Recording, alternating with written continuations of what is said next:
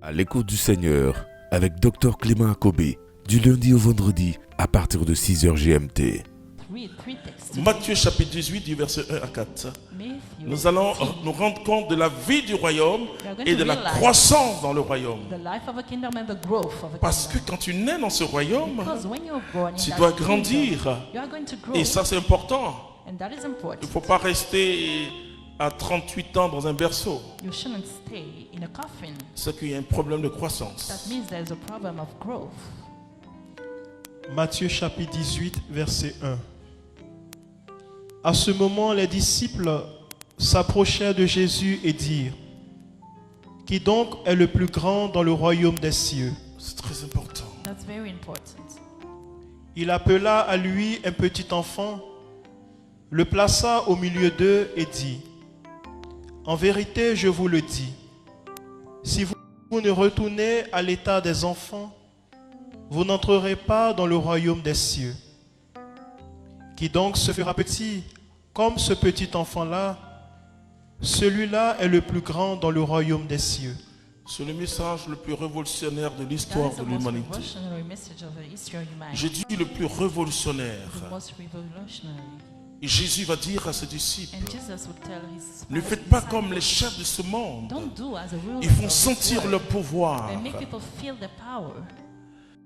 C'est-à-dire le royaume de Dieu est une autre logique. Excusez-moi, frères et sœurs chrétiens.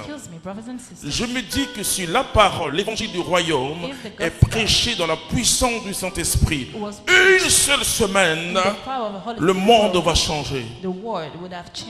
Si partout, les prédicateurs deviennent des prédicateurs du royaume, pas des prédicateurs de guérison ni de délivrance, mais les prédicateurs du royaume de Dieu, pas des prédicateurs de miracles, mais des prédicateurs du royaume de Dieu. Si pendant une semaine, partout dans le monde entier, les prédicateurs deviennent des prédicateurs du royaume, le monde va changer, frères et sœurs. Parce que la vie du royaume est une vie différente à la vie d'ici-bas. Alors Jésus va dire à son Père: Père, je ne prie pas pour que tu les enlèves de ce monde, non, mais je prie pour que tu les mettes à l'abri, que tu les gardes contre le malin, contre le mauvais. Ils sont dans le monde, mais ils ne sont pas du monde. Il y a une vie qui va choquer les gens. Un jour, quand je disais, bon, c'est pas un bon témoignage, que je n'ai pas de compte, quelqu'un me regardait comme ça. Ah bon? Je dis, mais qu'est-ce que vous dites? Il dit, mais c'est pas possible. Je dis, non, vous ayez des comptes. Je montre aux chrétiens que la vie du royaume est vraie. Et j'ai dit, je ne demande pas de l'argent. Je n'ai jamais demandé l'argent à quelqu'un. Depuis que j'ai reçu, un bon. Un de mes amis prêtres, l'abbé Augustin, curé de Sainte-Monique, qui est aussi un bâtisseur. Et d'ailleurs, qui doit encore revisiter la communauté. Et je lui ai dit, mon père, tu vois tout ce que le Seigneur a fait. Il dit, Clément, dis-moi ce que le Seigneur a fait. Je dis, est-ce que tu vois que tout ce que tu regardes ici, c'était bâti par le Saint-Esprit, dans la providence divine. Il dit, oh, là tu es mon frère. Parce que moi aussi j'ai cette grâce. Et vous savez qu'il a bâti une grande église. Et les gens disaient, mais où il prend l'argent? Il monte le ciel. Frères et sœurs, quand nous sommes citoyens, je dis bien citoyens, je ne suis pas en train de dire que nous sommes en train d'aspirer à une citoyenneté du royaume. Parce que je peux être en France ou aux États-Unis, je peux aspirer à la citoyenneté du royaume de ces pays. Mais je ne serai pas traité comme un Américain ni comme un Français. Et donc si peut-être que tu as fait une demande de citoyenneté, c'est pourquoi tu ne crois pas au royaume. Parce que tu ne jouis pas encore des grâces du royaume de Dieu. Mais si tu es citoyen, la Bible dit que nous sommes des ambassadeurs. C'est une tâche noble, mais tellement difficile. Mais nous devons développer sur la terre les vertus du royaume de Dieu. Vous voyez, aujourd'hui, on voit un homme de Dieu avec une femme dans une grosse voiture. On dit, ceux-là sont des escrocs, ils cherchent des femmes, etc. Mais parce que les hommes n'ont pas la visibilité du royaume de Dieu, parce que notre témoignage, on n'y croit même pas que c'est possible que dans la prière, le ciel s'ouvre. Alléluia. Vous savez, il y a eu un miracle quelque part en Europe quand je prêchais. Et ce qui était intéressant, c'était un professeur de l'université. C'était au Luxembourg. Et je voyais qu'il écrivait. Alors je lui ai demandé, puisque bon, il a du renouveau, bon, après ils m'ont reçu, j'ai dit mais vous étiez en train de prendre des notes? Il dit non, je réécrivais une autre histoire. Et désormais je crois à la puissance de Dieu. Oh, la Bible dit que la puissance que nous voyons, ce sont les signes du royaume. Mais ce n'est pas le royaume.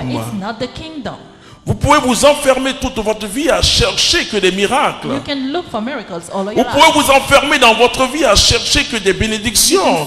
Mais ce n'est pas Dieu que tu cherches. Jusqu'au jour où tu seras un citoyen d'un royaume. Je vous assure. La Bible dit, cherchez le royaume. Et ça veut dire que quand le royaume entre en vous, le reste vous sera donné en surabondance. Il faut vivre la vie du royaume. Par notre baptême, vous savez ce que nous avons eu? Les juristes parlent de présomption. Présomption. C'est-à-dire que ce n'est pas encore la totalité. Et là, il faut le dire aux gens, aux baptisés. C'est un peu dans l'espérance, comme le dit l'apôtre Paul. Mais nous devons justifier. Et c'est ce que Jésus a dit. Vous dites que vous êtes des fils d'Abraham. Mais pourquoi vous ne manifestez pas les œuvres d'Abraham? Mais il dit, vous êtes les fils du diable. Votre père c'est le diable. Oui, nous sommes sauvés par présomption. C'est-à-dire que tu as le chemin, mais à toi de manifester maintenant les œuvres du royaume de Dieu sur la terre. Qu'on ne vous trompe pas, frères et sœurs. Il s'agit d'une expérience tangible. Et c'est pas que vous savez, j'ai mon fils qui est en France. Et qui est en train d'attendre sa carte de séjour. Ils lui ont dit non, mais comme ton visa couvre encore une année et quelques mois encore, tu vas et tu reviens. Mais il attend quand même. Mais nous ne sommes plus dans l'attente. Nous ne sommes plus dans l'attente d'un ciel nouveau. Le ciel nouveau est déjà en nous. Le royaume est là, frères et sœurs. Quand vous ne savez pas, quand vous n'avez pas la connaissance, ce que le diable apporte dans le monde, c'est le flou. Vous voyez, tout est flou aujourd'hui. Le mariage, c'est flou, tout est flou. Et le monde est flou.